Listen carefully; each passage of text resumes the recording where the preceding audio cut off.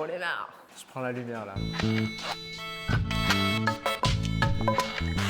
Alors je m'appelle Pathy Arsa, je suis réalisateur et monteur vidéo dans un média, un petit peu musicien et je suis le créateur du fanzine Les Monstres du Pays Basque. Le fanzine se présente comme ceci, on a vraiment pensé le format pour que ce soit vraiment accessible et à l'intérieur on retrouve du coup illustrations, textes, collages, de la photographie, il y a même du jeu vidéo, de tout vraiment, ça va dans tous les sens. Et c'est vraiment un recueil de plusieurs genres. Chaque artiste arrive avec sa patte, son univers. Ça fait une sorte de gros corpus vraiment à l'image d'un territoire qui est complètement hybride.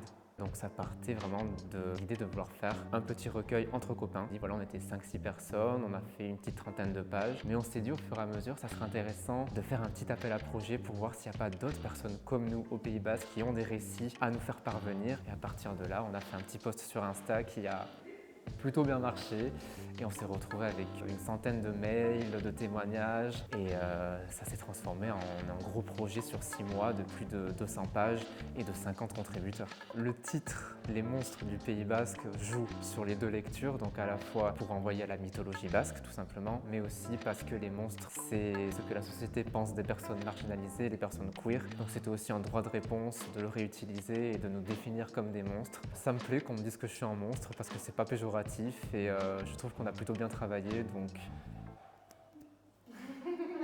je pense que cette revue peut apporter aux personnes qui ont contribué ou qui vont le découvrir, c'est qu'il y a des récits à découvrir qui, pour beaucoup, résonnent. On vit un peu les mêmes histoires, pas forcément dans les mêmes langues. Ça fait trop du bien de pouvoir lire ces histoires-là, racontées par nous, pour nous et aussi pour les autres, parce qu'encore une fois, le fanzine est hyper accessible. Tu peux le lire sans forcément être une personne queer, sans forcément parler euskara. On a besoin de découvrir cette représentation-là. C'est un gros saut dans le vide pour certaines personnes et ça fait trop du bien.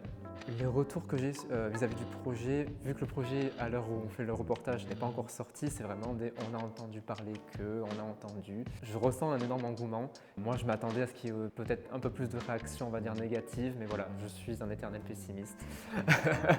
On retrouve deux langues, on retrouve le français et le euskara dans le fanzine. On a fait traduire quelques textes de l'euskara vers le français et inversement. Et on a essayé de jauger, de faire une petite balance pour que les deux soient accessibles et que les personnes qui ne parlent pas euskara puissent découvrir la langue. Dans le fanzine, il y a Kayette du collectif Al-Chalili qui explique très bien qu'il y a une domination de la langue, une domination culturelle en plus des dominations sexuelles. Le basque est une langue dominée, ça reste politique aussi tout simplement de le parler. Ça me tenait à cœur de pouvoir réintroduire le euskara dans un récit entièrement queer. Pour les précommandes en ligne, on a fait un petit pack avec le fanzine et des petits cadeaux. J'en ai reçu un des 4 autres cadeaux. C'est une petite carte qui a été faite sur mesure, carte du Pays Basque par l'artiste Daniel Mouras. Et en plus de cette carte, vous pourrez retrouver un marque-page et une carte postale.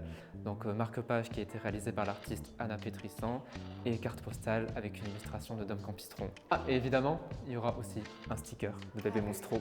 Pour commander le fanzine, il faut aller sur le site ulule.com, vous tapez Les Monstres du Pays Basque. Il est disponible jusqu'au 21 juin en précommande et après c'est terminé. Bon, c'est faux, parce que du coup, du 24 au 10 juillet, ça sera disponible ici à la Galerie Cachou à Bayonne et après dans des librairies indépendantes au Pays Basque.